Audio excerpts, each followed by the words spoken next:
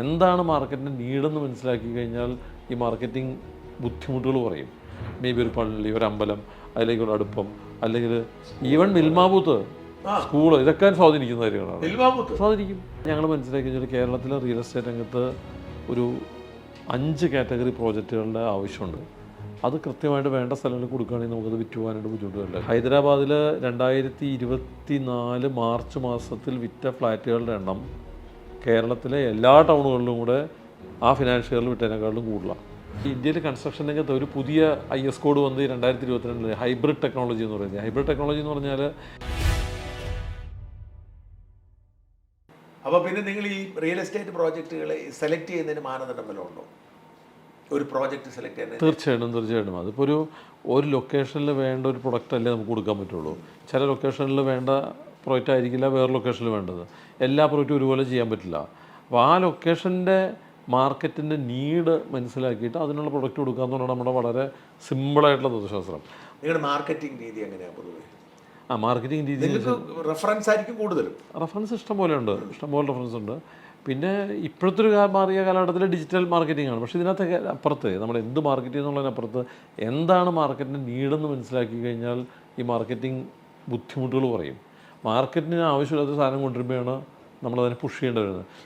Project ഉണ്ടായിട്ടുണ്ടോ നിങ്ങൾ ചെയ്തിട്ട് അത് വേണ്ടതുപോലെ വിറ്റ് പോവാത്ത പ്രോജക്റ്റ് ഉണ്ടായിട്ടുണ്ടോ? അങ്ങനത്തെ പ്രോജക്റ്റ് ഉണ്ടായിട്ടുണ്ട്. ഒരു പ്രോജക്റ്റ് അങ്ങനെ അനുഭവം ഉണ്ടായിട്ടുണ്ട്. പിന്നെ എല്ലാ പ്രോജക്റ്റും നമുക്ക് ചെയ്യാൻ പറ്റിയില്ല. കാരണം ആ പ്രോജക്റ്റ് അവിടെ സക്സസ്ഫുൾ ആയിട്ട് ചെയ്യാൻ പറ്റില്ല നമുക്ക് മനസ്സിലായപ്പോൾ നമ്മൾ ആ പ്രോജക്റ്റ് ചെയ്യാതിരിക്കുകയത് ഉപേക്ഷിക്കുകയത്. അല്ല അങ്ങനെ ഇൻവെസ്റ്റ് ചെയ്യേണ്ടി വന്നില്ല. മാർക്കറ്റ് തുടങ്ങിയപ്പോൾ നമുക്ക് മനസ്സിലായത് മുന്നോട്ട് പോകില്ലെന്ന്. കാരണം വെച്ചാൽ അതിലേക്ക് ആൾക്കാർ വരുന്നില്ല, ഡിമാൻഡിൻ്റെ പ്രശ്നം വരുന്നത്.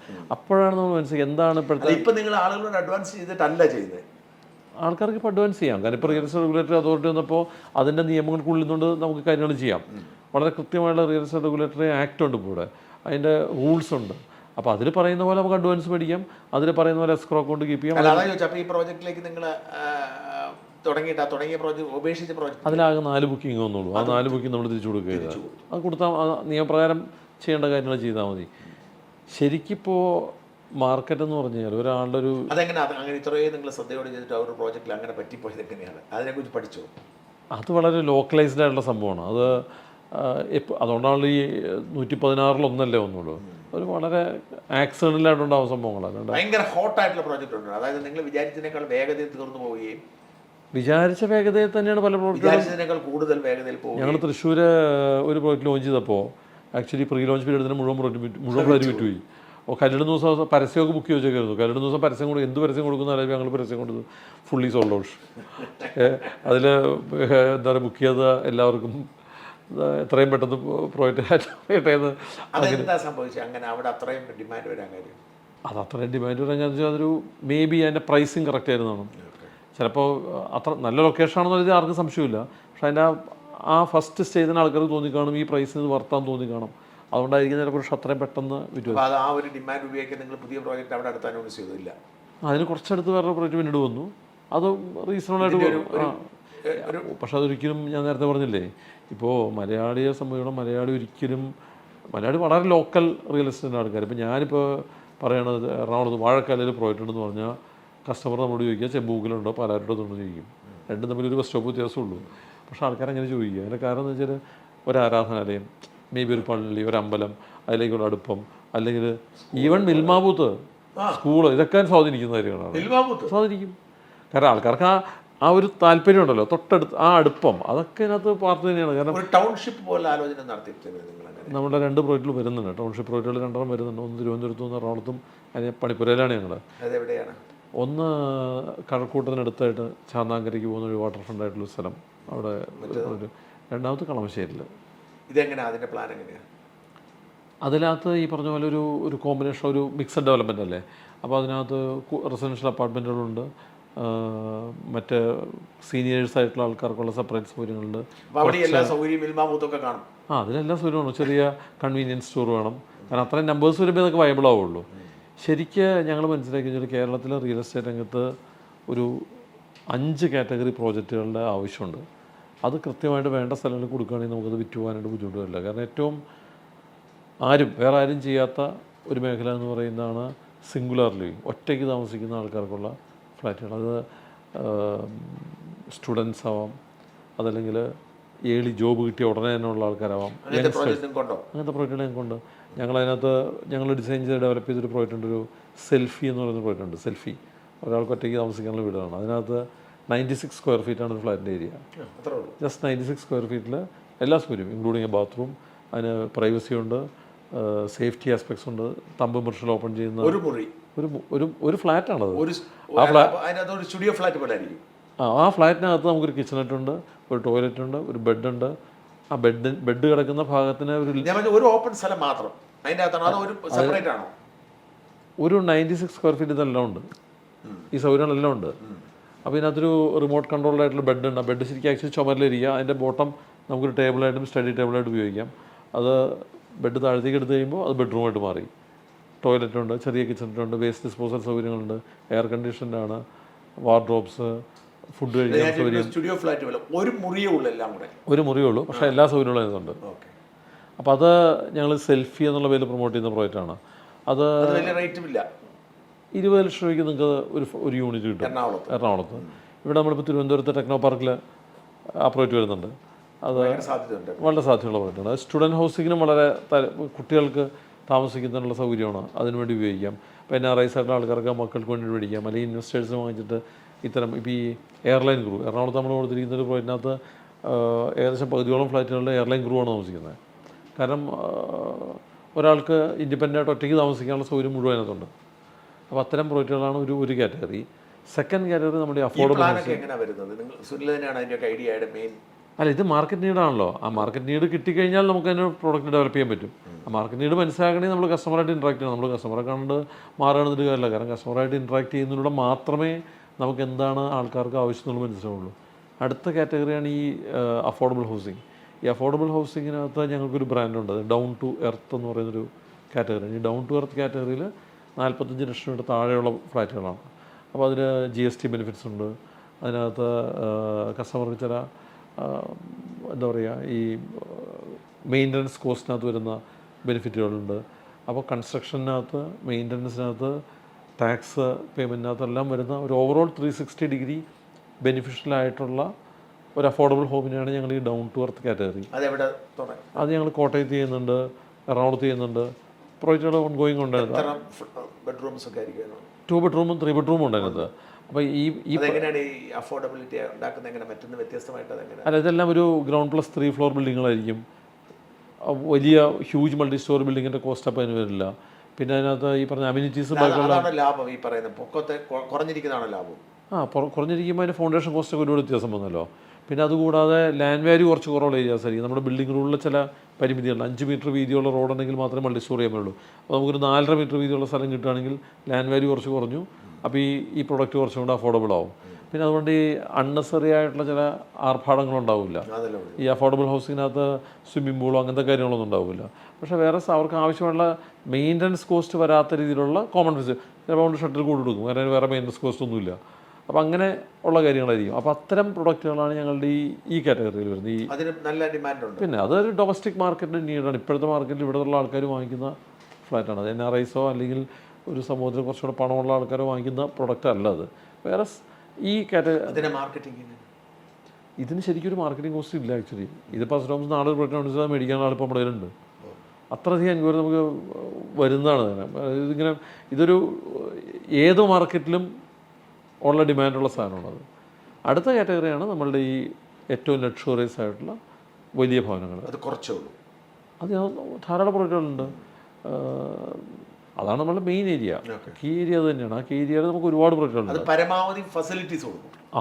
പരമാവധി അമെനിറ്റീസ് ഉണ്ടാവും, ഫെസിലിറ്റീസ് ഉണ്ടാവും, ഫിനിഷ് വ്യത്യാസം ഉണ്ടാവും, മോഡേൺ എലിവേഷൻ ആയിരിക്കും, സ്പേഷ്യസ് ആയിരിക്കും. അപ്പോൾ അത് ഞങ്ങൾ റൂം കൂടുതലായിരിക്കും, 3 കൂടുതൽ കാണും ചിലപ്പോൾ. 3 to 4 ബെഡ്റൂം വരെ വരാം. പക്ഷേ ഞങ്ങൾ ആ കാറ്റഗറി 2500 സ്ക്വയർ ഫീറ്റ് വരെ അത്ര ഞങ്ങൾ ചെയ്യുന്നുള്ളൂ. 2500 സ്ക്വയർ ഫീറ്റ് വരെയുള്ള പ്രൊഡക്റ്റിൽ മാത്രമാണ് ഞങ്ങളുടെ ഈ പെൻറ്റ് ഹൗസ് ഉണ്ടാവും. ഒരു ഫ്ലാറ്റോ 2 ഫ്ലാറ്റൊക്കെ ചിലപ്പോൾ വലുതുണ്ടാവുമായിരിക്കും. അപ്പോൾ ഈ ഒരു നോർമൽ ഒരു പ്രോജക്റ്റിനകത്ത് 1-2 യൂണിറ്റിൽ ഉണ്ടാവുള്ളൂ. അതിന് ഡിമാൻഡ് ഉണ്ടാവും. കാരണം ആ ലൊക്കേഷൻ അങ്ങനത്തെ ഒരു വീട് വേണമെന്ന് താല്പര്യമുള്ളവർ വാങ്ങിക്കുന്നത്. അപ്പോൾ ഈ ഒരു കാറ്റഗറി, അതായത് 2500 സ്ക്വയർ ഫീറ്റ് വരെയുള്ള ഞങ്ങളുടെ ഈ ലക്ഷറിയസ് ഭവനങ്ങളാണ് ഈ എക്സോട്ടിക്ക എന്നുള്ള കാറ്റഗറിയിൽ നമ്മൾ കൊടുക്കുന്നത്. അടുത്തൊരു കാറ്റഗറി ഭവനം എന്ന് വെച്ചാൽ നമ്മുടെ സീനിയർ ലിവിങ് ഹോംസാണ്. അതായത് ഒരു റിട്ടയർ ചെയ്തതിന് ശേഷം ഒരു മക്കളെല്ലാം ഇല്ലാതെ വരുന്ന അല്ലെങ്കിൽ മക്കളെല്ലാം ദൂരേക്ക് പോയ ആൾക്കാർ അവരുടെ ഗ്രൂപ്പിലുള്ള ആൾക്കാരുടെ ഒന്നിച്ച് ജീവിക്കാൻ ആഗ്രഹിക്കുന്ന വിഭാഗത്തിലുള്ളവർക്ക് മാത്രമാണ്. അതൊരു 60 വയസ്സ് അത്തരം പ്രോജക്റ്റുകൾ ഞങ്ങളിപ്പോൾ കൊളംബിയ പസഫിക് എന്ന് പറയുന്ന വേൾഡിലെ ഏറ്റവും വലിയ സീനിയർ ലിവിങ് കമ്മ്യൂണിറ്റി മാനേജ് ചെയ്യുന്ന കമ്പനിയാണ് കൊളംബിയ പസഫിക്. അത് US സിയാറ്റിൽ ബേസ്ഡ് ആയിട്ടുള്ള കമ്പനിയാണ്. അവരിപ്പോൾ ഇന്ത്യയിൽ ഓപ്പറേഷൻസ് ഉണ്ട്, ബാംഗ്ലൂരുണ്ട്. അവരാണ് ഞങ്ങളുടെ ഈ ആഫ്റ്റർ ഒക്യുപ്പൻസി ആ പാർട്ട് ഹാൻഡിൽ ചെയ്യുക. അവരുടെ ഭക്ഷണം അതൊരു വലിയ മേഖലയാണ്. കാരണം സീനിയർ ലിവിംഗ് എന്ന് പറഞ്ഞു കഴിഞ്ഞാൽ എനിക്ക് തോന്നുന്നു ഒരു ദിവസം അത് പറയാനുള്ള കാര്യം അതിനകത്തുണ്ട്. കാരണം ഒരാൾ 60 വയസ്സ് തൊട്ട് ഒരു 90 വയസ്സ് വരെ പോകുന്നതിനിടയിൽ കൂടെ കടന്നു പോകുന്ന ഒരു 6 7 ലൈഫ് കാറ്റഗറി ഉണ്ട് അവിടെ. അതൊരാളൊരു ചിലപ്പോൾ അവരത് മാനേജ് ചെയ്യും. ഞങ്ങൾ പണിത് തീർത്ത് അവർക്ക് ഹാൻഡ് ഓവർ ചെയ്യുന്നു, അവരത് മാനേജ് ചെയ്യും. അപ്പോൾ ചിലപ്പോൾ ഒരു പക്ഷേ ഒരാൾ അവിടേക്ക് ചെല്ലുമ്പോൾ ഒരു എൽഡർ ഫ്രണ്ട്ലി വീട് മാത്രമായിരിക്കും ആൾക്ക്. പിന്നെ അതൊരു സീനിയർ ലിവിങ് ഹോം ആവും, കുറച്ച് കഴിയുമ്പോൾ ഒരു ഓൾഡ് ഏജ് ഹോം ആവും, കുറച്ച് കഴിയുമ്പോൾ ഒരു അസിസ്റ്റഡ് ലിവിങ് ഹോം ആവും, പിന്നെ അത് ചിലപ്പോൾ ഒരു ഡിമെൻഷ്യ കെയറോ മെമ്മറി കെയർ ഹോമായിട്ട് മാറും. മനസ്സിലായി? അപ്പോൾ സൗകര്യം കൊടുക്കാനുള്ള ഒരു നല്ല ഏജൻസി ഉണ്ടാവണം എന്നുള്ള ആദ്യത്തെ കാര്യം. രണ്ടാമത്തെ കാര്യം, ഈ വീടിൻ്റെ ആർക്കിടെക്ചറിനും അതിനനുസരിച്ച് മാറ്റം വരുത്തണം. അത് പറ്റുമോ? ഒരാൾക്കൊരു ഡിമെൻഷ്യ കെയർ പേഷ്യൻ്റായി മാറിയ ഒരാൾക്ക് അയാൾക്ക് വീട്ടിൽ വേറൊരു സൗകര്യം, ഒരു ബൈസ്റ്റാൻഡർക്ക് വേണ്ടിയിട്ട് കട്ടിൽ മേടിക്കാൻ പോകാൻ പറ്റുമോ? പറ്റില്ല. അപ്പോൾ അതെല്ലാം കണ്ടുകൊണ്ടുള്ള വീടായിരിക്കണം ആദ്യമേ കൊടുക്കുന്നത്. അപ്പോൾ നമ്മൾ 60 വയസ്സിലവിടെ ചെല്ലുമ്പോൾ അതൊക്കെ അവിടെ ഉണ്ട്, but we will not use it. ഒരു ദിവസം ആവശ്യം വരുമ്പോൾ യു ക്യാൻ യൂസ് ഇറ്റ്. അപ്പോൾ നമ്മൾക്ക് പ്രായമാകുന്നതിനനുസരിച്ച് വീടിനും മാറ്റം വരുത്തുന്ന രീതിയിലുള്ള ഒരു ഡിസൈൻ നമ്മളെല്ലാം അഡോപ്റ്റ് ചെയ്തിരിക്കുന്നത്. പൂർത്തിയാക്കിയിട്ടില്ല. ഞങ്ങളിപ്പോൾ ആദ്യത്തെ പ്രോജക്റ്റ് നമ്മളിപ്പോൾ ലോഞ്ച് ചെയ്തിട്ടുണ്ട്. എറണാകുളത്ത് ലോഞ്ച് ചെയ്തിട്ടുണ്ട്, കോട്ടയത്ത് ലോഞ്ച് ചെയ്തിട്ടുണ്ട്. 2 സ്ഥലത്താണ് പോയത്. എറണാകുളം, തിരുവനന്തപുരത്തും കോഴിക്കോടും ഓരോ പ്രോജക്റ്റിൽ വരുന്നുണ്ട്. ഇത് പെർക്കിൻസ് ഈസ്മാൻ എന്ന് പറഞ്ഞൊരു ലോക പ്രശസ്തനായിട്ടുള്ളൊരു ആർക്കിടെക്റ്റ് ഉണ്ട്. അദ്ദേഹമാണ് ശരിക്കും പറഞ്ഞാൽ ഈ ലോകത്ത് ഈ സീനിയർ ലിവിങ് കമ്മ്യൂണിറ്റികളുടെ പിതാവെന്ന് അറിയപ്പെടുന്നത്. അദ്ദേഹമാണ് നമ്മളുടെ ഇതിൻ്റെ ബേസിക് പ്ലാൻ പ്രിപ്പയർ ചെയ്തത്. അതുകൊണ്ട് ഇത് വലിയ അമേരിക്കക്കാരൻ. അദ്ദേഹത്തിൻ്റെ ഒരു പ്രത്യേകത വെച്ചാൽ ഇവരൊന്നും ഇദ്ദേഹത്തിൻ്റെ വീടുകൾ അന്വേഷിച്ച് നമ്മൾ പോയതാണ്. ഞങ്ങൾ കാനഡയിൽ പോയി ഇദ്ദേഹത്തിൻ്റെ വീടുകളെ കണ്ട സത്യത്തിൽ നമുക്ക് പ്രായമായ കൊള്ളം തോന്നും. കാരണം അവിടെ താമസിക്കുന്ന ആൾക്കാരുടെ സന്തോഷവും അവരുടെ ആ ഒരു കൂട്ടുകെട്ടില്ലേ, ആ കമ്മ്യൂണിറ്റി ക്രിയേഷനൊക്കെ വളരെ രസകരമായിട്ടുള്ള കാര്യമാണ്. കാരണം അവരുടെ താല്പര്യങ്ങൾക്ക് അനുസരിച്ച കൂട്ടുകാരെ കണ്ടെത്തി ആ പ്രായത്തിൽ അവർക്ക് ചെയ്യാവുന്ന ആക്ടിവിറ്റീസ് ഒന്നിച്ചൊക്കെ ചെയ്യുന്ന ഒരു രീതിയെ കാണുമ്പോൾ ആക്ച്വലി അതൊരു എന്താ പറയുക, ഒരു നമ്മുടെ നോർമൽ റിയൽ എസ്റ്റേറ്റ് ഒന്നും അല്ല, അത് സംതിങ് ഡിഫറെൻറ്റ്. കൊച്ചിയിൽ നമ്മൾ വരുന്നത് ഈ പഴങ്ങനാട് ഹോസ്പിറ്റലും രാജഗിരി ഹോസ്പിറ്റലും ഇടയ്ക്കായിട്ട്. അതിപ്പോൾ ഞങ്ങൾ റീസെൻ്റ് കഴിഞ്ഞ ആഴ്ച നമ്മൾ ലോഞ്ച് ചെയ്തു. ബുക്കിംഗ് തുടങ്ങാൻ പോകുന്നു. ററ ക്ലിയറൻസ് വേണ്ടി വെയിറ്റ് ചെയ്യണം. ബുക്കിംഗ് തുടങ്ങാൻ പോകുന്നു. അത് 204 യൂണിറ്റ് ഉണ്ട്. ഏതാണ്ട് പക്ഷേ ഇത്ര യൂണിറ്റ് ഉണ്ടെങ്കിൽ ഇത് മാനേജ് ചെയ്യാൻ പറ്റുള്ളൂ. നമ്മൾ 50 കോട്ടയത്ത് 204 തന്നെയാണ്. സെയിം പ്ലാനാണ്. കോട്ടയത്ത് മാങ്ങാനം. അതെ. അപ്പോൾ ഈ 2 പ്രോജക്റ്റ് ഈ 200 യൂണിറ്റ് ഇല്ലെങ്കിൽ ഇത് മാനേജ് ചെയ്യുന്ന കമ്പനിക്ക് വയബിൾ ആവില്ല. ഒരു 150 പേരെങ്കിലും 150 ഫാമിലിയെങ്കിലും വേണം. അല്ലെങ്കിൽ ഇതിനൊരു ഈ 2 പ്രോജക്റ്റുകളും 2 ഏക്കറോളം സ്ഥലമുണ്ട്. 2 ഏക്കറോളം. അതായത് സീനിയർ ഫ്രണ്ട്ലി ആയിട്ടുള്ള എല്ലാ ഫെസിലിറ്റീസും. ഇപ്പോൾ ജിമ്മാണെങ്കിൽ ജെറിയാട്രിക് ജിമ്മായിരിക്കും. അതുപോലെ തന്നെ സീനിയേഴ്സ് ആയിട്ടുള്ള ആൾക്കാർക്കുള്ള എന്താ ഫെസിലിറ്റി എന്ന് ചോദിച്ചു കഴിഞ്ഞാൽ ഞങ്ങളവിടെ എഴുതാനുള്ള അസിസ്റ്റൻസ് വരെ കൊടുക്കുന്നുണ്ട്. അതൊക്കെ കാരണം അവിടെ ചിലപ്പോൾ സ്വിമ്മിംഗ് പൂൾ ആവില്ല ആവശ്യം, ക്ലബ് ഹൗസ് ആവില്ല ആവശ്യം. അതിന് ലോക്കൽ ഹോസ്പിറ്റലുകളുടെ ടൈമിന് ശരിക്കും പറഞ്ഞാൽ ഇത്തരം പ്രോജക്റ്റുകളിൽ 3 or 4 പാർട്ട്നേഴ്സ് ഉണ്ടാവും.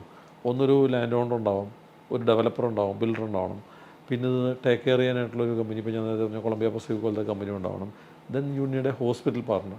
ഞങ്ങളവിടെ ചെയ്തിരിക്കുന്ന സിസ്റ്റം എന്ന് വെച്ചാൽ നമ്മളൊരു ഫോൺ എടുക്കുമ്പോൾ, അതായത് ഹോസ്പിറ്റലിലേക്കുള്ള ഹോട്ട് ലൈൻ എടുക്കുമ്പോൾ ഹോസ്പിറ്റൽ സ്ക്രീനിൽ ആക്ച്വലി ഇന്ന ആളാണ് വിളിക്കുന്നത് എന്നുള്ള കംപ്ലീറ്റ് ഡീറ്റെയിൽ കിട്ടും. നമ്മളൊരു ഫ്ലാറ്റ് മേടിക്കുമ്പോൾ ഒരു വെൽക്കം കോൾ ചെയ്യണതിന് പകരം ഇവിടെ നമ്മൾ ആക്ച്വലി ചെയ്യുന്നൊരു ഫുൾ ബോഡി ചെക്കപ്പ് എടുത്ത് ഡാറ്റ റെഡിയാക്കുക ചെയ്യണം. അല്ല, ഇവർക്ക് ഇപ്പോൾ ഞാൻ പറഞ്ഞ ആരോഗ്യമില്ലാത്ത അവസ്ഥയിലേക്ക് പോകുന്നതിന് മുമ്പ് ഇവരിപ്പോൾ ഒറ്റയ്ക്ക് കഴിയുന്നു, ഒരു 75-80 വയസ്സാവുന്നു, ആരോഗ്യമുണ്ടോ എന്ന് ചോദിച്ചുണ്ട്, എന്നാൽ കോൺഫിഡൻസ് ലെവൽ കുറവുണ്ട്, ഇവർക്ക് ഷോപ്പിങ്ങിന് പോകണം, അതിനുള്ള സൗകര്യങ്ങളൊക്കെ ഉണ്ട്. അല്ലെങ്കിൽ ഇവർക്ക് ഡ്രൈവർ അസിസ്റ്റൻസ് ഉണ്ട്, ഈവനിങ് വാക്കുണ്ട്, ഇവർക്ക് ഇതുണ്ട്, എന്താ പറയുക, നമ്മൾ മെമ്പർഷിപ്പ് കൊടുക്കുന്നത്. എന്തെങ്കിലും കാരണവശാൽ എന്തെങ്കിലും പ്രോബ്ലം പെട്ടെന്ന് കഴിഞ്ഞാൽ അപ്പോൾ എല്ലാം തിരിച്ചിവിടെ കെയർ ടേക്കറുടെ അടുത്ത് വരും. പ്രോബ്ലം പറ്റും, വീണാൽ അറിയാൻ പറ്റും. അങ്ങനെ ഒരുപാട് കാര്യങ്ങൾ ഇതിനകത്ത് ഞാൻ പറഞ്ഞു ഇതൊരു വേറൊരു രീതിയാണ് ആക്ച്വലി. നമ്മളിവിടെ ഒരുപാട് സീനിയർ ലിവിങ് ഹോമുകളൊക്കെ കേരളത്തിലുണ്ടെങ്കിലും പുറത്തു പോയിട്ട് നമ്മൾ ഇത്തരം വെൽ ഫങ്ഷനായിട്ടുള്ള സീനിയർ ലിവിങ് ഹോമുകളിൽ പോയി കഴിഞ്ഞാൽ നമ്മളിവിടെ ചെയ്യുന്നൊന്നും അല്ല അതിൻ്റെ ശരിക്കുള്ള രീതി നമുക്ക് മനസ്സിലാവും. കാരണം ഇത് വേറൊരു സയൻസാണ് ആക്ച്വലി. ഇതിൻ്റെ ഫ്ലോറിൻ്റെ ഹൈറ്റിന് വരെ കണക്കുകളുണ്ട്. കാരണം വെച്ചാൽ നമ്മളൊരു ഹ്യൂജ് മൾട്ടി സ്റ്റോറി ബിൽഡിങ്ങിലൊന്നും സീനിയർ ലിവിങ് ചെയ്യാൻ പറ്റില്ല. അപ്പോൾ ഈ പറഞ്ഞ വെർട്ടിഗോ ഇഷ്യൂസും അല്ലെങ്കിൽ ഫോൾ സാധ്യതകളൊക്കെ വളരെ കൂടും. അപ്പോൾ അതൊന്നും പറ്റില്ല. അപ്പോൾ അതൊന്നും ഇല്ലാത്ത രീതിയിൽ ഒരു ലോ റൈസ് ഫ്ലാറ്റുകളായിരിക്കണം. പിന്നെ മാത്രമല്ല ഈ ഇതിനകത്ത് ഇത്ര ആൾക്കൊരു ഇത്ര കെയർ ടേക്കർ എന്നുള്ള കണക്കൊക്കെ ഉണ്ട്. ആ കണക്കെല്ലാം വെച്ചിട്ടുള്ള സൗകര്യങ്ങളെല്ലാം കൊടുത്താൽ മാത്രമേ ഇത് ഭംഗിയായിട്ട് പോവുള്ളൂ. ഈ 4 കാറ്റഗറിക്ക് പുറത്ത് ഞങ്ങൾ ചെയ്യുന്നൊരു പുതിയ കാറ്റഗറി എന്ന് വെച്ചാൽ ഏറ്റവും ലക്ഷറിയസ് ആയിട്ടുള്ള പലാഷ്യലായിട്ടുള്ള വീടുകൾ. അതൊരു 4000 സ്ക്വയർ ഫീറ്റ് മുതൽ 6000 സ്ക്വയർ ഫീറ്റൊക്കെ വരെയുള്ള വലിയ വീടുകൾ. അപ്പോൾ അത്തരം വീടുകൾ ചെയ്യുന്നതിനകത്ത് ഞങ്ങൾക്കൊരു ഇതുള്ളതെന്ന് വെച്ചാൽ ഞങ്ങൾക്കൊരു കുറവുള്ള ന്യൂനത. ഫ്ലാറ്റാണ് വീടാണോ? നമ്മൾ ഈ കോണ്ടോമിനിയം എന്നൊക്കെ പറയില്ലേ, അത്തരം വലിയ ഫ്ലാറ്റുകൾ തന്നെയാണ്. പക്ഷേ ഇത്തരം വലിയ ലാൻഡ് വാല്യൂ ഉള്ള വലിയ ലൊക്കേഷൻസിൽ അതായിരിക്കും. അല്ലെങ്കിൽ ഒരു ഫ്ലോറിൽ ഒരെണ്ണമായിരിക്കും. അങ്ങനത്തെയൊക്കെ വരുന്ന വളരെ സൂപ്പർ ലക്ഷറി ആയിട്ടുള്ള പ്രൊഡക്റ്റുകൾ. ആ പ്രൊഡക്റ്റുകൾ ഞങ്ങൾ ചെയ്യുന്നുണ്ട് ഇപ്പോൾ. അപ്പോൾ അതിന് ഞങ്ങൾക്ക് ഉണ്ടായിരുന്ന ന്യൂനത എന്ന് വെച്ചാൽ അവിടെ വരുന്ന ആൾക്കാരുടെ ആവശ്യങ്ങൾ ഞങ്ങളുടെ ഡിലൈറ്റ് ഡിപ്പാർട്ട്മെൻറ്റ് ആവശ്യമല്ല. ഡിലൈറ്റ് ഡിപ്പാർട്ട്മെൻറ്റ് ചോദിക്കുന്ന കാര്യങ്ങളല്ല അവിടെ ചോദിക്കുന്നത്. അവിടെ ചോദിക്കുന്നത് അതിനൊക്കെ മുകളിലുള്ള കാര്യങ്ങളാണ്. അപ്പോൾ അവിടെ നമുക്ക് വേണ്ടത് ശരിക്കൊരു നല്ല ഹോട്ടൽ ബ്രാൻഡ് പോലെ സർവീസ്ഡ് ആയിട്ടുള്ള ഫെസിലിറ്റിയാണ് വേണ്ടത്. അപ്പോൾ ഞങ്ങളും കാസിനോ ഗ്രൂപ്പ് ഓഫ് ഹോട്ടലും കൂടെ ചേർന്നിട്ടാണ് ആ പ്രോജക്റ്റുകൾ ചെയ്യുന്നത്. അപ്പോൾ അവിടെ ശരിക്കും പറഞ്ഞു കഴിഞ്ഞാൽ ഇപ്പോൾ എറണാകുളത്ത് ജവഹർനഗറിൽ നമ്മുടെ പ്രോജക്റ്റ് വരുന്നുണ്ട്. തേവര പ്രോജക്റ്റ് വരുന്നുണ്ട്. എറണാകുളത്ത് ജവഹർനഗറിലെ പ്രോജക്റ്റ് 21 യൂണിറ്റാണ്. പക്ഷേ എല്ലാ യൂണിറ്റുകളും 4000-ഓളം സ്ക്വയർ ഫീറ്റ് ഉണ്ട്. അത് വേറൊരു അതങ്ങനത്തെ അത് ആ ഒരു പർട്ടിക്കുലർ കാറ്റഗറി ആൾക്കാർ, അത് ഏറ്റവും ലക്ഷറിയസ് ആയിട്ടുള്ള ഫ്ലാറ്റുകളുടെ കൂട്ടായ്മ. ഒരു കുഴപ്പമില്ല. അതല്ല, ഒരു 5 കോടി മുതൽ 6 കോടി രൂപ വരും ഒരു യൂണിറ്റ്. ആളുകൾക്ക് സ്വന്തമായിട്ടൊരു വീട് വെച്ച് താമസിച്ചപ്പോൾ അതാണ് അതിന് വ്യത്യാസം. അതായത് വ്യത്യാസം എന്ന് വെച്ചാൽ ഇതിനകത്തുള്ള അഡ്വാൻറ്റേജ് വെച്ചാൽ ഒന്ന് ഒരു വീട് വെച്ച് താമസിക്കുന്നതിന് വ്യത്യാസമായിട്ടുള്ള ഒരു നല്ല കമ്മ്യൂണിറ്റി അവിടെ ക്രിയേറ്റ് ചെയ്യപ്പെടും. ഈക്വൽ സ്റ്റാറ്റസ് ഉള്ള ആൾക്കാരുടെ കമ്മ്യൂണിറ്റി വരും. പിന്നെ ഒരു വീട് വെച്ച് നമ്മൾ മാത്രമായിരിക്കും മുതലാളി. അതെ, ഇതങ്ങനെ ഇതൊരു ഗ്രൂപ്പ് ഓഫ് മുതലാളികളോട് താമസിക്കാം. രണ്ടാമത്തെ കാര്യം എന്ന് വെച്ചാൽ ഇതിനകത്ത് എൻറ്റയർ വീടിനകത്തെ ഹൗസ് കീപ്പിങ്ങും മെയിൻ്റനൻസും നമ്മളാണ് ചെയ്യുന്നത്. അവിടെ അപ്പോൾ വയ്ക്കേണ്ട അത് വളരെ പ്രൊഫഷണലുള്ള വെൽ ട്രെയിൻഡ് ആയിട്ടുള്ള കാസിനോ ഗ്രൂപ്പ് ഓഫ് ഹോട്ടലിൻ്റെ സംവിധാനമാണ് വർക്ക് ചെയ്യുന്നത്. താമസിക്കുക നമ്മുടെ ബെഡ് മേക്കിംഗ് ചെയ്യും, ടോയ്ലറ്റ് മേക്കിംഗ് ചെയ്യും, സാനിറ്റൈസ് ചെയ്യും, കിച്ചൺ അസിസ്റ്റൻസ് തരും. ഇപ്പോൾ സ്റ്റാർട്ട് ചെയ്ത പ്രോജക്റ്റാണ്. പക്ഷെ അത് നല്ല അതൊരു പുതിയൊരു എറണാകുളത്ത് ഇപ്പോൾ 2 പ്രോജക്റ്റ്. ഞങ്ങൾ തൃശ്ശൂർ പ്രോജക്റ്റ് പ്ലാൻ ചെയ്തുകൊണ്ടിരിക്കുന്നു. എല്ലായിടത്തും എറണാകുളത്ത് സ്റ്റാർട്ട് ചെയ്തു. എറണാകുളത്ത് ആദ്യത്തെ പ്രോജക്റ്റ് ആനന്ദമാളിക എന്നതിൻ്റെ പേര്, അത് സ്റ്റാർട്ട് ചെയ്തിട്ടുണ്ട്. സ്വപ്നമാളിക എന്ന 2ാമത്തെ പ്രോജക്റ്റ് പ്ലാൻ വരച്ചുകൊണ്ടിരിക്കുന്നു. അപ്പോൾ ഇതിനകത്തുള്ള ഈ പ്രോജക്റ്റുകളുടെയൊക്കെ പ്രത്യേകത എന്ന് വെച്ചാൽ ഇതിനകത്ത് ശരിക്കും പറഞ്ഞാൽ കസ്റ്റമറുടെ എൻഡ് ടു എൻഡ് നീഡ്സ് നമ്മൾ സാറ്റിസ്ഫൈ ചെയ്യും. അവർക്ക് ആവശ്യമുള്ള അവിടെ ഡ്രൈവർ ഉണ്ടാവും, റിസപ്ഷൻ ഉണ്ട്, കോൺസിയർ സർവീസ് ഉണ്ട്. അപ്പോൾ നമുക്ക് കിച്ചണിൽ അസിസ്റ്റൻസിനാളെ തരും. ഇനി ഒരു ഗസ്റ്റ് വന്നാൽ അവരെ എൻ്റർടൈൻ ചെയ്യാനുള്ള ഡൈനിങ് റൂമും ഫുഡ് കൊടുക്കാനുള്ള സൗകര്യമൊക്കെ വേറെ സെപ്പറേറ്റ് ആയിട്ടുണ്ട്. പിന്നെ ലോണ്ടറി ഫെസിലിറ്റി ഉണ്ട്. അപ്പോൾ ഒരു വളരെ ലക്ഷറിയസ് ആയിട്ട് സുഖമായിട്ട് താമസിക്കാനായിട്ടുള്ള എല്ലാ സൗകര്യങ്ങളുമുള്ള പ്രോജക്റ്റ് ആയിരിക്കും ഇത്. അപ്പോൾ അതിനകത്ത് ഒരു പ്രത്യേകത എന്ന് വെച്ചാൽ ഇത്തരം റിയൽ എസ്റ്റേറ്റ് പ്രൊഡക്റ്റുകളുടെ അഡ്വാൻറ്റേജ് എന്ന് വെച്ചാൽ ഇത് വളരെ റയർ പ്രൊഡക്റ്റുകളാണ്. അപ്പോൾ ഇതിന് അപ്രീസിയേഷൻ വളരെ കൂടുതലായിരിക്കും. കാരണം പലപ്പോഴും ഇതിൻ്റെ ശരിക്കുള്ളൊരു ആവശ്യക്കാരൻ ഇതിനെപ്പറ്റി അറിയപോലുമില്ല. ഇത് 21 വിറ്റു പോകും. ഇത് കഴിയുമ്പോഴായിരിക്കും ഒരാൾ തന്നെ ഇഷ്ടമില്ല. അപ്പോൾ അയാൾക്ക് അവിടെ തന്നെ വേണം, അല്ലെങ്കിൽ ഇതേപോലെ തന്നെ വേണം എന്ന് വരുമ്പോൾ അതിൻ്റെ ഡിമാൻഡും അതിൻ്റെ പ്രൈസും കൂടും. പിന്നെ ഇതേപോലെ സർവീസ് കൊടുക്കാനായിട്ടുള്ള ഞങ്ങളെന്താ വെച്ചാൽ ഞങ്ങൾ കാസിനോയുടെ പ്ലസും ഞങ്ങളുടെ പ്ലസും യോജിപ്പ് ചെയ്തത്. ഇപ്പം ഞങ്ങളുടെ പ്ലാനിങ് ഡിപ്പാർട്ട്മെൻറ്റ് എന്ന് പറഞ്ഞാൽ വളരെ ഓപ്പണായിട്ട് പറയാം, ഒരു ഫാക്ടറിയാണ് ഞങ്ങളുടെ പ്ലാനിങ് ഡിപ്പാർട്ട്മെൻറ്റ്. കാരണം ഒരേ സമയത്ത് 10-15 പ്രോജക്റ്റുകൾ പുറത്തേക്ക് ഇറക്കാനുള്ളൊരു ശ്രമം നടക്കുകയാണ്. അപ്പോൾ ഒരു ടിപ്പിക്കലായിട്ട് പ്രോസസ്സും ടിപ്പിക്കലായിട്ടുള്ളൊരു രീതികളൊക്കെയാണ് നമ്മൾ അവലംബിക്കുക. വേറെ ഒരാളൊരു ഹോട്ടൽ പണിയാണെങ്കിൽ അങ്ങനെ ചെയ്യില്ല. കാരണം അയാൾ ആദ്യം ആലോചിക്കുക എന്ത് മെയിൻ്റനൻസ് വരും, ഇതിനകത്ത് എന്തെങ്കിലും റിപ്പയർ വരുമോ, നാളെ എന്തെങ്കിലും കംപ്ലയിൻറ്റ് വരുമോ, ആ കംപ്ലയിൻറ്റ് വരാത്ത രീതിയിൽ എങ്ങനെ ചെയ്യാം, എങ്ങനെ ഒരു തേർഡ് പാർട്ടി, അത് ഓരോ ദിവസവും താമസിക്കാൻ വേറെ ആൾക്കാർ ഒരു ഹോട്ടലാകുമ്പോൾ. അപ്പോൾ അങ്ങനെയുള്ള ആൾക്കാരും താമസിക്കുമ്പോൾ അവർക്ക് എല്ലാവർക്കും കൺവീനിയൻ്റ് ആയിട്ട് തോന്നുന്നു ഇതിലെങ്ങനെ അതിനെ പ്ലാൻ ചെയ്യാം എന്നൊക്കെ കണക്കാക്കി ഒരുപാട് സമയം ഇതിൽ സ്പെൻഡ് ചെയ്യും. ഇപ്പോൾ കാസിനോ പോലത്തെ ഹോട്ടൽ ഗ്രൂപ്പുകളുടെ പ്ലാനിങ് ഡിപ്പാർട്ട്മെൻറ്റ് അഡ്വാൻറ്റേജ് വെച്ചാൽ അവരങ്ങനെ ഏത് പ്ലാനിനെ സമീപിക്കുകയുള്ളൂ. അപ്പോൾ അതുകൊണ്ട് ഈ പ്ലാൻ ഒരു സ്ക്വയർ ഫീറ്റ് പ്ലാൻ എന്ന് പറയാൻ പറ്റില്ല, ഇതൊരു സ്ക്വയർ ഇഞ്ച് പ്ലാനാണ്. ഓരോ സ്ക്വയർ ഇഞ്ചും പ്രോപ്പറായിട്ട് യൂട്ടിലൈസ് ചെയ്യപ്പെട്ടിട്ടുള്ള പ്ലാനായിരിക്കും. അപ്പോൾ അതിൻ്റെ പ്ലാനിങ് സൈഡ് അവരെ നോക്കുന്നത്, കാസിനോ നോക്കുന്നത്, ആഫ്റ്റർ സെയിൽ മെയിൻ്റനൻസ് അവരെ നോക്കുന്നത്. വേറെ ഞങ്ങളുടെ എബിലിറ്റി ഉണ്ട്, അതായത് പ്ലാൻ പാസ്സാക്കി എടുക്കാനുള്ള സ്പീഡ്, മാർക്കറ്റ് ചെയ്യാനുള്ള കപ്പാസിറ്റി, കൺസ്ട്രക്ഷൻ വളരെ മെറ്റിക്കുലസ് ആയിട്ട് ചെയ്യാനുള്ള കപ്പാസിറ്റി. അപ്പോൾ രണ്ടുപേരെയും പ്ലസ് ചേർത്തുകൊണ്ടാണ് ഞങ്ങൾ ഈ പുതിയ കമ്പനി ഉണ്ടാക്കിയത്. ഇത് ആക്ച്വലി പുതിയൊരു കമ്പനിയാണ്, JGT എന്ന് പറയുന്ന വ്യത്യസ്ത കമ്പനിയാണ്. പക്ഷേ ബ്രാൻഡും പ്രൊമോട്ടേഴ്സൊക്കെ റിമെയിൻസ് ചെയ്യും. അപ്പോൾ ഈ 5 കാറ്റഗറിയിൽ ഞങ്ങൾ ഓപ്പറേറ്റ് ചെയ്യുന്നുണ്ട് ഇപ്പോൾ. അപ്പോൾ ഈ കമ്പനി ഇപ്പം അസറ്റ് ഹോംസ് ആണ് നിങ്ങളുടെ മാതൃ കമ്പനി അല്ലേ, അതെ, മെയിൻ കമ്പനി. അതിനോടൊപ്പം അഡീഷണൽ മറ്റ് കമ്പനി, അതൊരു SPV ആണ്, ഒരു സ്പെഷ്യൽ പർപ്പസ് വെഹിക്കിളാണ്. ഈ പറഞ്ഞ കാറ്റഗറിയിലുള്ള പ്രോഡക്റ്റുകൾ ചെയ്യുന്നതിന് വേണ്ടി മാത്രമുള്ള കമ്പനിയാണ്. ഇത് ഡയറക്റ്റ് ബോർഡ് വരുന്ന വേറെ ആരെങ്കിലും ഉണ്ടോ? എപ്പോഴത്തും കാസിനോയുടെ ആൾക്കാരുണ്ട് പുതിയ അതിനകത്ത് വരുമ്പോൾ. മറ്റേ വരുമ്പോഴോ നമ്മുടെ ഈ അസറ്റ് ഹോംസിനകത്ത് സീനിയർ ലിവിങ്ങിനകത്ത് ആഫ്റ്റർ ഹാൻഡിങ് ഓവർ നടത്തുന്ന കമ്പനിയില്ലേ, അത് കൊളംബിയ പസഫിക്കിൻ്റെ ആഫ്റ്റർ ഹാൻഡിങ് ഓവർ അവർ നടത്തുന്ന സേവനങ്ങളിൽ അതിൻ്റെ ലൈസണിങ് പാർട്ടും ജനറൽ പബ്ലിക്കായിട്ടുള്ള ഇൻ്റർഫേസും ഞങ്ങളാണ്, അത് മുഴുവൻ ഞങ്ങൾ തന്നെ. കാരണം നമ്മുടെ കസ്റ്റമറാണല്ലോ, അപ്പോൾ നമുക്കൊരു സേവനം, അപ്പോൾ നമുക്ക് അതിനകത്തൊരു ഒരു മൈനോറിറ്റി ഷെയർ ഹോൾഡറായിട്ട് നമ്മൾ അതിനകത്തുണ്ട്. എത്ര ജീവനക്കാരുണ്ട് നമ്മുടെ കമ്പനിക്ക് ഇപ്പോൾ? അസറ്റ് ഹോംസിൽ ഏകദേശം സ്ഥിരം ജോലിക്കാരെന്ന് പറയാനായിട്ട് 300ഓളം പേരാണുള്ളത്. പക്ഷേ നമ്മളൊരു ദിവസം അത്രേ ഉള്ളൂ. പക്ഷേ നമ്മുടെ ഒരു പ്രോജക്റ്റുകളും കൂടെ ചേരുമ്പോൾ, അതായത് നമ്മുടെ കൺസ്ട്രക്ഷൻ വിങ് കൂടെ ചേരുമ്പോൾ ഏകദേശം ഒരു 2500ഓളം 2300ഓളം ആൾക്കാർ എല്ലാ ദിവസവും നമ്മളിവിടെ വർക്ക് ചെയ്യുന്നുണ്ട്. അവരെയൊക്കെ അപ്പം സബ് കോൺട്രാക്ട് കൊടുക്കുവാണോ അവർക്ക്? അതൊരു നമ്മുടെ ഒരു ലീഗൽ കൺവീനിയൻസിനൊക്കെ വേണ്ടിയുള്ള സബ് കോൺട്രാക്റ്റുകളും അങ്ങനത്തെ കാര്യങ്ങളൊക്കെ ഉണ്ട്. പക്ഷേ എന്നിരുന്നാൽ പോലും ഉത്തരവാദിത്വം പേരന്റ് കമ്പനിയുടെ തന്നെയാണല്ലോ. ഇത് ഞാൻ ഈ റിയൽ എസ്റ്റേറ്റ് വിപണിയുടെ അവസ്ഥ എന്താ? ഇടക്കാലത്തൊന്നും ഡിമ്മായില്ലായിരുന്നു, പണ്ട് ഭയങ്കര ഒരു ബൂമായി, അത് മാറിയിട്ടില്ല, ഇപ്പം മാറിയോ അത്? റിയൽ എസ്റ്റേറ്റ് വിപണിയില്ലേ, റിയൽ എസ്റ്റേറ്റ് വിപണി ശരിക്കും പറഞ്ഞു കഴിഞ്ഞാൽ 2 കാറ്റഗറി ഉണ്ട്. ഒന്ന് ഡൊമസ്റ്റിക് എൻഡ് യൂസേഴ്സ്, 2 ഇൻവെസ്റ്റേഴ്സ്. ഈ ഇൻവെസ്റ്റർ ഡോമിനേറ്റഡ് മാർക്കറ്റായിരുന്നു പഴയ മാർക്കറ്റ്. അത് മാറിയിട്ട് ഇപ്പോൾ എൻഡ് യൂസർ ഡോമിനേറ്റഡ് മാർക്കറ്റിലേക്ക് വരികയാണ്. അതുകൊണ്ട് തന്നെ NRIസിൻ്റെ ഇൻവെസ്റ്റ്മെൻ്റ് എന്ന് പറയുന്നത് എൻഡ് യൂസർ ഇൻവെസ്റ്റ്മെൻ്റ് ആയിട്ട് മാറി, ഇൻവെസ്റ്റർ ഇൻവെസ്റ്റ്മെൻ്റ് അല്ല.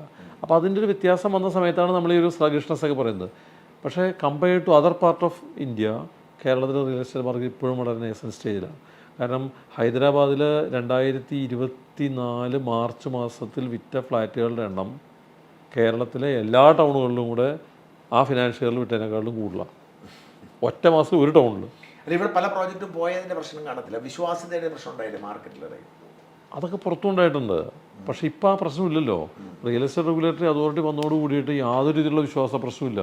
കാരണം നമുക്കൊരു രൂപ പോലും ഇതിന് മാറ്റാൻ പറ്റില്ല, ഒരു രൂപ പോലും പുറത്തേക്ക് മാറ്റാൻ പറ്റില്ല. എല്ലാ സാങ്ഷൻസും ക്ലിയറൻസും കിട്ടിയിട്ട് രജിസ്റ്റർ ചെയ്തിട്ട് മാത്രമേ നമുക്ക് പ്രോജക്റ്റ് മാർക്കറ്റ് ചെയ്യാൻ പറ്റുള്ളൂ. ഇതിനേക്കാളൊക്കെ അപ്പുറത്തെന്ന് വെച്ചാൽ ഒരു കംപ്ലയിൻ്റ് ഉണ്ടെങ്കിൽ ആ കംപ്ലയിൻറ്റ് പരിഹരിക്കുന്നതിനുള്ള സംവിധാനം അവിടെ ഉണ്ട്. റെഗുലേറ്ററി അതോറിറ്റിയിൽ പോയി കഴിഞ്ഞാൽ അതൊരു ഓൾമോസ്റ്റ് കസ്റ്റമർ ഫ്രണ്ട്ലി ആയിട്ടുള്ള കാര്യമാണ്. കാരണം ബിൽഡർക്ക് അനുകൂലമായിട്ടൊന്നും റിയൽ എസ്റ്റേറ്റ് റെഗുലേറ്ററി അതോറിറ്റി സാധ്യത കുറവാണ്. അപ്പോൾ അതങ്ങനെ അപ്പോൾ ഒരു വളരെ കസ്റ്റമർ ഫ്രണ്ട്ലി ആയിട്ട് തന്നെ ആ ഓർഗനൈസേഷൻ. എന്നിരുന്നാൽ പോലും real estate regulatory authority real estate ഡെവലപ്മെൻറ്റിന് വേണ്ടിയുള്ള കാര്യങ്ങളും ചെയ്യുന്നുണ്ട് കേട്ടോ. കാരണം ഞങ്ങൾ ഈ ചെയ്യുന്ന ജോലിയിൽ കൺസ്ട്രക്ഷൻ തീർക്കുക എന്നുള്ളതിനപ്പുറത്ത് ഇലക്ട്രിസിറ്റി കൊടുക്കാനും വെള്ളം കൊടുക്കാനും നമുക്ക് പറ്റില്ല, ആപ്ലിക്കേഷൻ കൊടുക്കാനേ പറ്റുള്ളൂ. അവരൊന്നും ഇതിനെ പരിധിയിലില്ല. പക്ഷേ കേരളത്തിലെ റിയൽ എസ്റ്റേറ്റ് റെഗുലേറ്ററി അതോറിറ്റി അവിടെയും ഇടപെടുന്നുണ്ട്. കാരണം കസ്റ്റമർക്ക് അൾട്ടിമേറ്റ്ലി പോയി താമസിക്കുന്ന കാരണം വെള്ളം വേണമല്ലോ. അപ്പോൾ അവരെ കൂടെ റെസ്പോൺസിബിൾ ആക്കുന്ന രീതിയിലുള്ള പ്രവർത്തനങ്ങളൊക്കെ ചില സ്റ്റേറ്റുകളിലൊക്കെ റിയൽ എസ്റ്റേറ്റ് റെഗുലേറ്ററി അതോറിറ്റി ഇടപെട്ട് തുടങ്ങിയിട്ടുണ്ട്. ഇൻവെസ്റ്റ്മെൻറ്റ് എന്നതിൽ ഇപ്പോഴും ആളുകൾ വാങ്ങുന്നുണ്ടോ? ഇൻവെസ്റ്റ്മെൻറ്റ് എന്നുള്ള ആൾക്കാർ വാങ്ങുന്നത് കുറച്ച് കുറവാണ്. പക്ഷേ ചില പ്രോജക്റ്റിൽ ഇപ്പോൾ ഞാൻ നേരത്തെ സീനിയർ ഫ്രണ്ട്ലി ഹോംസ് അത്തരം പ്രോജക്റ്റുകളിലൊക്കെ റിട്ടേൺ ഓഫ് ഇൻവെസ്റ്റ്മെൻറ്റ് കൂടുതലായിരിക്കും. നിങ്ങൾ ഈ പ്രോജക്റ്റ് ഇൻവെസ്റ്റ് ചെയ്യുന്നവർക്ക് വാടകയ്ക്ക് എടുത്ത് കൊടുക്കാനുള്ള സംവിധാനം ഉണ്ട്. ഞാനൊരു പ്രോജക്റ്റ് വാങ്ങിയാൽ നിങ്ങൾ തന്നെ വേണം വാടകക്കാരെ കണ്ടുപിടിച്ചു. പിന്നെന്താ, പിന്നെ പാശ്ചാത്യ രാജ്യങ്ങളിൽ നിന്നല്ല ഇത് കുറഞ്ഞിട്ടുണ്ടോ? ഇപ്പം അമേരിക്ക, ബ്രിട്ടൻ അല്ല, അത് നമ്മുടെ ഒരു ത്രെറ്റാണ്. കാരണം ഇപ്പോൾ കേരളത്തിനെ മൊത്തത്തിലെടുക്കുമ്പോൾ ഈ നമ്മുടെ കൊല്ലം, പത്തനംതിട്ട, തിരുവല്ല, കോട്ടയം ആ ബെൽറ്റിൽ ശരിക്കും പറഞ്ഞാൽ റിയൽ എസ്റ്റേറ്റ് ഡിമാൻഡ് കുറച്ച് കുറയുന്നുണ്ട്. അതിന് കാരണം യങ്സ്റ്റേഴ്സ് ഇൻവെസ്റ്റ് ചെയ്യുന്നില്ല. പ്രത്യേകിച്ച് ഇത്തരം കൺട്രീസിലേക്ക് പോകുന്ന ആൾക്കാർ തിരിച്ചു വരാൻ പ്ലാൻ ചെയ്യുന്നില്ല. തിരിച്ചു വരാൻ പ്ലാൻ ചെയ്താൽ മാത്രമേ റിയൽ എസ്റ്റേറ്റ് ഇൻവെസ്റ്റ്മെൻറ്റ് ഉണ്ടാവുള്ളൂ, അല്ലെങ്കിൽ അതൊരു ഒരു സാധ്യത കുറവാണ്. ഇപ്പം ഗൾഫ് ഓറിയൻറ്റഡ് തന്നെയാണ് ഇപ്പോഴും. ഗൾഫ് ഓറിയൻ്റ് ആണ്. അല്ല, ലോക്കലായിട്ടുള്ള മാർക്കറ്റ് ഇപ്പോൾ തിരുവനന്തപുരത്തൊക്കെ ഡൊമസ്റ്റിക് മാർക്കറ്റ് നന്നായിട്ട് എമർജ് ചെയ്തു. കാരണം ടെക്നോ പാർക്ക് വന്നു കഴിഞ്ഞപ്പോൾ നന്നായിട്ട് മാർക്കറ്റ് എമർജ് ചെയ്തു. കാരണം ആൾക്കാർ വീട് പണിയാൻ പോയി ഒരു 3 കൊല്ലം ജീവിതം കളയേണ്ടെന്ന് തീരുമാനിക്കുന്ന ഒരുപാട് ആൾക്കാരുണ്ട്. കാരണം നല്ല ബ്രാൻഡുകളുടെ നല്ല വീടുകൾ നല്ല ലീഗലി കറക്റ്റായിട്ടുള്ള സാധനങ്ങൾ കിട്ടാനുള്ളപ്പോൾ people will buy from good builders. ആ മാർക്കറ്റുണ്ട്, മാർക്കറ്റിന് മോശമൊന്നും വന്നിട്ടില്ല. സ്പെസിഫിക് ആയിട്ട് നിങ്ങൾ ഇനി എന്തെങ്കിലും പദ്ധതികൾ ഈ കസ്റ്റമർ ഫ്രണ്ട്ലി ആയിട്ടോ അല്ലെങ്കിൽ ഈ പ്രോജക്റ്റ് നിങ്ങളുടെ അഡീഷണൽ ആയിട്ട് എന്തെങ്കിലും പുതിയ പദ്ധതികൾ പ്ലാൻ ചെയ്യുന്നു? അതായത് നീഡ് ഓഫ് ദ അവർ എന്ന് പറഞ്ഞാൽ കുറച്ച് വൈകിപ്പോയ കാര്യമാണ്, എന്നാൽ പോലും ഒരു നീഡ് ഓഫ് ദ അവർ എന്ന് വേണമെങ്കിൽ പറയാവുന്ന കാര്യം ഗ്രീൻ ബിൽഡിങ്ങുകളാണ്. കുറച്ചൊരു സസ്റ്റൈനബിൾ ആയിട്ടുള്ള, കുറച്ച് എക്കോ ഫ്രണ്ട്ലി ആയിട്ടുള്ള എല്ലാ രീതിയിലും, അതായത് ഒരു ഫ്ലാറ്റ് വിൽക്കുന്ന രീതി മുതൽ, ഒരു ഫ്ലാറ്റ് ബുക്ക് ചെയ്യുന്ന രീതി മുതൽ, ഒരു ഫ്ലാറ്റ് കൺസ്ട്രക്ട് ചെയ്യുന്ന രീതി മുതൽ, താമസിക്കുന്ന സമയത്തെല്ലാം പരമാവധി ഒരു എക്കോ ഫ്രണ്ട്ലിനെസ് കൊണ്ടുവരിക എന്നുള്ളൊരു ആവശ്യ ഘടകമായിട്ട് മാറിയിട്ടുണ്ട്. കാരണം നമ്മളിപ്പോൾ ഞങ്ങളുടെയൊക്കെ പ്രോജക്റ്റുകളിൽ മൊത്തം കോമൺ ഏരിയയും സോളാറിലാണ് വർക്ക് ചെയ്യുന്നത്.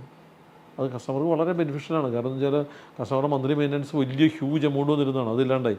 അതിപ്പോഴേ നമുക്ക് ചെയ്യാൻ പറ്റുള്ളൂ, കാരണം ഇപ്പോഴാണ് നമുക്ക് റിവേഴ്സ് മീറ്ററിങ് സംവിധാനം എല്ലാം വന്നത്. അപ്പോൾ വി ആർ ഡൂയിങ് ദാറ്റ്. അപ്പോൾ KSEBിയുടെ ഒരു വലിയ എമൗണ്ട് പോയിക്കൊണ്ടിരിക്കുന്നത് ശരിക്കും പറഞ്ഞവർക്ക് ലാഭം കിട്ടുകയാണ്. ഓക്കെ. ഈ നിങ്ങൾ മറ്റെന്തെങ്കിലും ഇനിഷ്യേറ്റീവ്സ്, സോഷ്യൽ ഇനിഷ്യേറ്റീവ് എടുക്കുന്നത്, ഈ ടോക്ക് സീരീസ് ഇടയ്ക്ക് പറഞ്ഞാൽ മറ്റേ ഫെഡറൽ ബാങ്കിൻ്റെ എന്തോ ഒരു സാധനം പോലെ തന്നെ, അതെന്താണ് സംഭവം? ഞങ്ങളിപ്പോൾ ഒരു 29 കണ്ടിന്യൂസ് ടോക്സ് കഴിഞ്ഞു. അതായത് എല്ലാ വർഷവും 3 ദിവസം, അതായത് world water day, world environment day, world habitat day, ഈ 3 ദിവസങ്ങളിലും ഞങ്ങൾ ഈ എന്താ പറയുക സസ്റ്റൈനബിൾ ലിവിങ്ങിനെ പറ്റിയിട്ടുള്ള കമ്മ്യൂണിക്കേഷന് വേണ്ടി, സസ്റ്റൈനബിൾ ലിവിങ്ങിനെ പറ്റിയിട്ട് ബോധവൽക്കരണത്തിന് വേണ്ടിയിട്ടുള്ള ടോക്ക് ഷോസ് സംഘടിപ്പിക്കാറുണ്ട്. അത് പല ലൊക്കേഷനിലാണ് നടത്താറുള്ളത്. ഇപ്പോൾ തിരുവനന്തപുരത്ത് നടത്തിയിട്ടുണ്ട്, എറണാകുളത്ത് നടത്തിയിട്ടുണ്ട്. അതെല്ലാം നമ്മൾ നടത്തുന്നതെന്ന് വെച്ചാൽ ഈ പൊതുവേ ഇത്തരം ടോക്ക് ഷോസൊക്കെ തെരുവുകളിൽ മാത്രം നടക്കുന്നൊരു സംഭവമാണ്. അപ്പോൾ പല ആൾക്കാരും ഇതിനകത്തൊരു മേജർ കോൺട്രിബ്യൂട്ട്, ഈ പാവപ്പെട്ടവരല്ലല്ലോ പ്രകൃതിയെ മോശമാക്കുന്നത് പണമുള്ളവർ തന്നെയാണ്. അപ്പോൾ അവരിലേക്ക് ഈ മെസ്സേജ് നടത്തണമെങ്കിൽ നല്ല സ്ഥലത്ത് തന്നെ നടത്തണം. അപ്പോൾ ഞങ്ങളിതൊരു റീസണബിളി കൊള്ളാവുന്ന നല്ല ഹോട്ടലുകളിലും നല്ല പാർട്ടിസിപ്പൻസ് ഉണ്ടാവും ഇതിനൊക്കെ. പിന്നെ വലിയ പാർട്ടിസിപ്പൻസാണ്. ഒരു ബിയോണ്ട് സ്ക്വയർ ഫീറ്റ് ടോക്ക് കേൾക്കാൻ ഞങ്ങൾ കൊണ്ടുവന്നിരിക്കുന്ന എല്ലാ സ്പീക്കേഴ്സും എണ്ണം പറഞ്ഞ ആൾക്കാരാണ്. ഏറ്റവും നല്ല ക്രിസ്റ്റഫർ സി ബെനിഞ്ചർ മുതലുള്ള ആർക്കിടെക്ട്സ്, ശശി തരൂരിനെ പോലുള്ള ആൾക്കാർ, സുനിൽ പിള്ളടത്തിനെ പോലുള്ള ആൾക്കാർ, ഇവരുടെയൊക്കെ ടോക്ക് കേൾക്കാനായിട്ട് ആർക്കും ഒരു സ്റ്റാർ ഹോട്ടലിൽ പോലും കേൾക്കാൻ പറ്റില്ല പലപ്പോഴും. അപ്പോൾ ഞങ്ങളതിനുള്ള സൗകര്യം കൊടുക്കും. അപ്പോൾ ഇവർ പറയാനുള്ള ഇത്തരം കാര്യങ്ങൾ വ്യക്തമായിട്ട് വന്ന് സംസാരിക്കും. ജയകുമാർ സാർ സംസാരിച്ചിട്ടുണ്ട്. ഒരുപാട് എന്താ പറയുക പ്രകൃതിയുമായിട്ട് ഇണങ്ങി ജീവിക്കേണ്ടത് ശങ്കർ സാറാണ് ശരിക്കും ഇത് ഉദ്ഘാടനം ചെയ്തത്. ഇതിൻ്റെ തുടക്കം ഫസ്റ്റ് ടോക്ക് ഇത് ശങ്കർ സാറാണ്. അപ്പോൾ അത്തരം ആൾക്കാർ വന്നിട്ട് ഇത്തരം കാര്യങ്ങളെ പറ്റിയിട്ട് എങ്ങനെയാണ് ഒരു സസ്റ്റൈനബിൾ ലിവിങ് മോഡൽ എന്നുള്ളതിനെ പറ്റിയിട്ട് ആൾക്കാരിലേക്ക് കമ്മ്യൂണിക്കേറ്റ് ചെയ്യുന്ന ഒരു ടോക്ക് ഷോ ഞങ്ങൾ നടത്തുന്നുണ്ട്. അതിന് എപ്പോഴും ഒരു പുതിയൊരു 50 പേരെങ്കിലും കൊണ്ടുവരാൻ ഞങ്ങൾ ശ്രമിക്കാറുണ്ട്. കാരണം എല്ലാ പ്രാവശ്യവും ഒരേ ഇപ്പോൾ ഒരു സ്ഥിരം ആൾക്കാരുണ്ട് ഇത് കേൾക്കാനായിട്ട്. അത് കൂടാണ്ട് ഒരു പുതിയ 50 പേരെ കൊണ്ടുവരിക എന്നുള്ളതാണ് ഇപ്പോൾ നമ്മുടെ ഒരു ലക്ഷ്യം എല്ലാ പ്രാവശ്യവും. കേരളം പോലൊരു സംസ്ഥാനത്ത് ഇപ്പോൾ നമ്മളെല്ലാം മറ്റുള്ള സംസ്ഥാനങ്ങളോട് കമ്പയർ ചെയ്യുമ്പോൾ പുറത്തു നിന്നുള്ള ഇൻവെസ്റ്റ്മെൻറ്റുകളെ കുറിച്ച് നമ്മൾ സംസാരിക്കാറുണ്ട്. അപ്പോൾ അത്തരം ഇൻവെസ്റ്റ്മെൻറ്റുകൾ കൊണ്ടുവരുന്നതിന് വേണ്ടിയിട്ട് അസറ്റോംസ് ഒരു ശ്രമം നടത്തിക്കൊണ്ടിരിക്കുകയാണ്. അത്തരം ഒരു ശ്രമത്തിൻ്റെ ഭാഗമായിട്ട് കൂടിയാണ് ഫോറിൻ ഇൻവെസ്റ്റ്മെൻറ്റ് നമ്മുടെ പ്രോജക്റ്റ്, നമ്മുടെ നാട്ടിലെ മറ്റ് പ്രോജക്റ്റുകളിലേക്ക് ഒരു തൊഴിലുണ്ടാക്കുന്ന കാര്യങ്ങളിലാണെങ്കിൽ തന്നെ. അപ്പോൾ നമ്മളതിനൊരു പാർട്ടാണല്ലോ, ആ നിർമ്മാണത്തിന് നമ്മളൊരു ഘടകമായിരിക്കും. അങ്ങനൊരു ചിന്താധാരയിലാണ് ഞങ്ങൾ ടോറസുമായിട്ട് അസോസിയേറ്റ് ചെയ്യുക. അപ്പോൾ ടോറസ് ബിൽഡേഴ്സ് ഇവിടെ നിന്ന് വന്നപ്പോൾ, ഡെവലപ്പേഴ്സ് ബോസ്റ്റണിൽ USA നിന്ന് വന്നപ്പോൾ അവരുടെ റെസിഡൻഷ്യൽ ഡൗൺ ടൗൺ ട്രിവാൻഡ്രം. അപ്പോൾ ആ പ്രോജക്റ്റിനകത്ത് റെസിഡൻഷ്യൽ ആ പ്രോജക്റ്റ് ഉണ്ട്. അതിനകത്ത് ഒരു കഴക്കൂട്ടത്ത് അതിനൊരു 15 ലക്ഷം സ്ക്വയർ ഫീറ്റ് കൺസ്ട്രക്ട് ചെയ്ത് കംപ്ലീറ്റ് ചെയ്ത് ഹാൻഡ് ഓവർ ചെയ്ത് കഴിഞ്ഞു. അതിനോട് ചേർന്നുള്ള റെസിഡൻഷ്യൽ ഭാഗം ഞങ്ങളാണ് ചെയ്യുന്നത്. അപ്പോൾ ഞങ്ങൾ അതിനകത്ത് റെസിഡൻഷ്യൽ പാർട്ണറാണ്. അതേപോലെ ഓൾട്ടർനേറ്റ് റിയൽ എസ്റ്റേറ്റുകളുണ്ട്. നമ്മളിപ്പോൾ സ്ഥിരം പറയുന്ന വീട്, വില്ല, ഫ്ലാറ്റ് ഒക്കെ അതിനപ്പുറത്ത് പുതിയ ഓൾട്ടർനേറ്റ് റിയൽ എസ്റ്റേറ്റ് വെർട്ടിക്കൽസിന് അതിലേറ്റവും പ്രധാനപ്പെട്ട സ്കൂളുകളാണ്. അത് വളരെ ഹൈ എൻഡ് ആയിട്ടുള്ള സ്കൂളുകൾ, എല്ലാ സ്മാർട്ട് റൂംസും എല്ലാമായിട്ടുള്ള വലിയ അത്തരം സ്കൂളുകളിൽ ഇൻവെസ്റ്റ് ചെയ്യുന്ന കമ്പനികളുണ്ട്. അപ്പോൾ അത്തരം കമ്പനികൾ ഞങ്ങൾ കേരളത്തിലേക്ക് കൊണ്ടുവരാനായിട്ട് ശ്രമിക്കുന്നുണ്ട്. അതിൻ്റെ ഭാഗമായിട്ട് വേറെ എന്തെങ്കിലും ഹോട്ടൽസ് ഉണ്ടോ? അതേ പറഞ്ഞു, ഞങ്ങൾക്ക് ഹോട്ടൽസ് ഇല്ല. അപ്പോൾ ഞങ്ങൾ ഈ പറഞ്ഞ ഓൾട്ടർനേറ്റ് റിയൽ എസ്റ്റേറ്റ് വരുന്ന കാര്യങ്ങളാണ് ഹോട്ടലുകൾ. കാരണം ഒരു സോഷ്യൽ ഇൻഫ്രാസ്ട്രക്ചർ ബിൽഡപ്പിൻ്റെ പാർട്ട്. ഇപ്പോൾ ഒരു ടെക്നോ പാർക്ക് വന്നാൽ ഒരു ഹോട്ടലെടുത്ത് വേണമല്ലോ, നല്ല ഹോട്ടൽ വേണം, നല്ല ഫ്ലാറ്റുകൾ വേണം, നല്ല സ്കൂളുകൾ വേണം, നല്ല അവരെ മക്കൾക്ക് പഠിക്കാൻ പറ്റുള്ളൂ, നല്ല മെഡിക്കൽ സെൻറ്റേഴ്സ്. അപ്പോൾ ഞങ്ങൾ പുതിയൊരു കോൺസെപ്റ്റ്, അതായത് ഈ multi speciality hospital, single speciality ഹോസ്പിറ്റലുകളുടെ ബിൽഡിങ്ങുകൾ കൊണ്ടുവരാനായിട്ട് ഞങ്ങളൊരു ശ്രമം നടത്തുന്നുണ്ട്. അതിനുള്ളൊരു ഗ്രൂപ്പായിട്ട് നമ്മളിങ്ങനെ സംസാരം നടക്കുന്നുണ്ട്. ഇതുകൂടാണ്ട് ഈ പ്രൈവറ്റ് ഇൻഡിവിജ്വൽസിന് വർക്ക് ചെയ്യാനായിട്ടുള്ള വർക്ക് സ്പേസ്, അതൊരു പ്രൊഫഷണൽ വർക്ക് സ്പേസ് ക്രിയേഷന് വേണ്ടിയിട്ട് നമ്മൾ ശ്രമിക്കുന്നുണ്ട്. പിന്നെ ഈ സീനിയർ ലിവിങ് ഹോം ഞങ്ങൾ അനൗൺസ് ചെയ്തപ്പോൾ ഞങ്ങളുടെ ഒരു ടെക്നോ കമ്പനി, ഒരു IT പാർക്കിൻ്റെ കമ്പനി നമ്മളോട് ചോദിച്ചത് അവരുടെ മികച്ച സ്റ്റാഫുകളുടെ പേരൻസിന് വേണ്ടിയിട്ട് ഒരു 10 യൂണിറ്റ് ഒന്നിച്ച് തരാമോ എന്ന് ചോദിച്ചു. അപ്പോൾ നല്ല ആൾക്കാരെ റീറ്റെയിൻ ചെയ്യുന്നതിൻ്റെ ഭാഗമായിട്ട് അവരുടെ പേരൻസിനെ കൂടി ടേക്ക് കെയർ ചെയ്യണമെന്ന രീതിയിലേക്കൊക്കെ HR ഡിപ്പാർട്ട്മെൻറ്റുകൾ മാറിക്കൊണ്ടിരിക്കുകയാണ്. അപ്പോൾ സാധ്യതകൾ വളരെ കൂടുതലാണ്. ഈ കേരളത്തിൻ്റെ ഇപ്പോഴത്തെ ഈ വളരെ കലുഷിതമായ അന്തരീക്ഷത്തിൽ നിങ്ങൾക്ക് അങ്ങനത്തെ പ്രയാസങ്ങളൊന്നുമില്ലേ ബിസിനസ് നടത്തുന്നതിനും? ഞങ്ങളിപ്പോൾ കേരളക്കാരെയും ഞങ്ങൾ യഥാർത്ഥ മലയാളത്തിൽ ജനിച്ച ബ്രാൻഡുകൾ ഞങ്ങളൊക്കെ. അപ്പോൾ ഞങ്ങളെ സംബന്ധിച്ചിടത്തോളം അങ്ങനത്തെ ഒരു പ്രശ്നം ഇപ്പോൾ തോന്നുന്നില്ല. ഒറിജിനലി നമുക്കൊക്കെ തോന്നിയിരുന്നു ഇങ്ങനത്തെ വലിയ ബുദ്ധിമുട്ടുകളും പ്രയാസങ്ങളൊക്കെ തോന്നി. പക്ഷേ ഇപ്പോൾ വി നോ ഹൗ ടു എന്താ പറയുക, ഈ ഹാൻഡിൽ എന്നുള്ള വാക്കിനേക്കാളും കൂടുതൽ നമ്മളതിലൊരു പാർട്ടായി. നമുക്കറിയാം എങ്ങനെയാണത് കുഴപ്പങ്ങളില്ലാണ്ട് കാര്യങ്ങൾ ഒതുക്കേണ്ടത് ആരാണ് ഇതൊക്കെ അറിയാമല്ലേ. പക്ഷേ എന്നിരുന്നാൽ പോലും ഞാൻ പറഞ്ഞതെന്ന് വെച്ചാൽ ഈ പുറത്തു ഈ പ്രശ്നങ്ങളൊക്കെ ഉണ്ട് കേട്ടോ. പ്രശ്നങ്ങളില്ലാന്ന് തോന്നുന്നു നമ്മുടെ ഒരു അക്കരപ്പച്ചയാണ്. അവിടെ ചെല്ലുമ്പോൾ നമുക്ക് ആ പ്രശ്നങ്ങളൊക്കെ ഉണ്ടെന്ന് മനസ്സിലാവും. പക്ഷേ ഇവിടുത്തെ വേറെ ചില നമുക്കൊരു ഇൻബിൽറ്റ് അഡ്വാൻറ്റേജസ് ഉണ്ട്. കാരണം കേരളത്തിനോടുള്ള ഒരു നൊസ്റ്റാൾജിയ, കേരളത്തിലൊരു വീട് വേണമെന്നുള്ള ആഗ്രഹം അതൊക്കെ വളരെ കൂടുതലാണ്. മറ്റുള്ളവർക്ക് അങ്ങനെയില്ല. പിന്നെ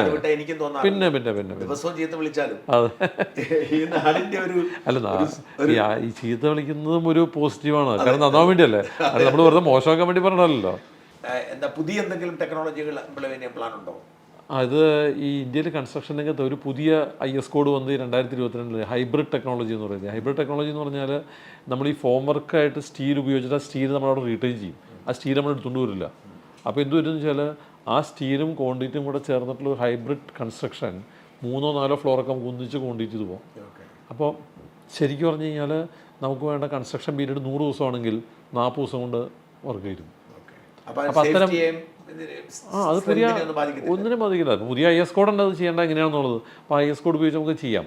അപ്പോൾ ഞങ്ങളൊരു ഒരു വാർത്തയിൽ നിന്നാണ് ഇതിൻ്റെ തുടക്കം. ഞാനൊരു വാർത്ത വായിക്കാനിടയായി. അതായത് ഈ DRDO ഡിഫൻസിൻ്റെ DRDO ഡിപ്പാർട്ട്മെൻറ്റ് ബാംഗ്ലൂർ 44 ദിവസം കൊണ്ട് 1,35,000 സ്ക്വയർ ഫീറ്റിൻ്റെ ബിൽഡിംഗ് കൊടുത്തു. നമ്മൾ ചൈനയിൽ പണിതുകൊണ്ട് എപ്പോഴും യൂട്യൂബിൽ കാണും. ഇത് വെറും 44 ദിവസം കൊണ്ട് 1,35,000 square feet 7 floor building Bangalore ചെയ്തു ഒരാൾ. അപ്പോൾ ഞങ്ങളത് അന്വേഷിച്ച് പോയത്. അങ്ങനെ അന്വേഷിച്ച് പോയിക്കപ്പോഴേ ഈ ടെക്നോളജിയാണ് അന്ന് മനസ്സിലായത്. അപ്പോൾ ഞങ്ങൾ അവരുമായിട്ട് ചേർന്നിട്ട് കേരളത്തിലേക്ക് ഈ ടെക്നോളജി കൊണ്ടുവരാനൊരു ഫ്രാഞ്ചൈസി അറേഞ്ച്മെൻറ്റ് ചെയ്തൊരു പുതിയ കമ്പനി തുടങ്ങിയിട്ടുണ്ട്. അത് ഒരു മൈവീർ ടെക്നോളജി എന്നാണ് പറയാം. ഇതുപോലെ പ്രോജക്റ്റ് ചെയ്യാനായിട്ടായിരിക്കും. അത് റെസിഡൻഷ്യൽ ഫ്ലാറ്റുകൾ ചെയ്യാൻ പറ്റില്ല, അത് ഇച്ചിരി ബുദ്ധിമുട്ടായിരിക്കും.